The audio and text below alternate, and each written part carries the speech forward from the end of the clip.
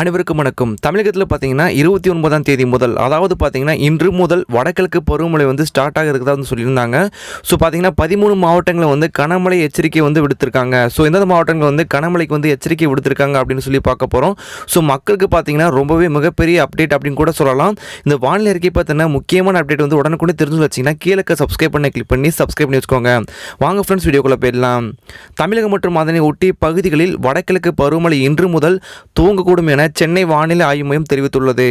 தமிழக கடலோர பகுதிகளில் மேல்நிலவும் வளிமண்டல கிழக்கு சுழற்சி நிலவுவதால் தமிழ்நாடு, புதுச்சேரி மற்றும் காரைக்கால் பகுதிகளில் அநேக இடங்களில் இன்று இடி மின்னலுடன் கூடிய லேசான முதல் மிதமான மழை பெய்ய வாய்ப்புள்ளது. மேலும் கடலூர், விழுப்புரம், தஞ்சை, திருவாரூர், நாகை, மயிலாடுதுறை, புதுக்கோட்டை, ராமநாதபுரம், சிவகங்கை, தூத்துக்குடி, தேனி, தென்காசி மாவட்டங்கள் மற்றும் புதுச்சேரி, காரைக்கால் பகுதிகளில் ஓரிரு இடங்களில் கனமழை பெய்ய வாய்ப்புள்ளது என்று தெரிவிக்கப்பட்டுள்ளது. மேலும் சென்னை பொறுத்தவரை பார்த்தோம்னா அடுத்த 24 மணி நேரத்துக்கு வானம் ஓரளவு மேகமூட்டத்துடன் காணப்படும். நகரின் ஒரு சில பகுதிகளில் மிதமான மழை பெய்யக்கூடும் என்று சென்னை வானிலை மையம் தெரிவிச்சிருக்காங்க.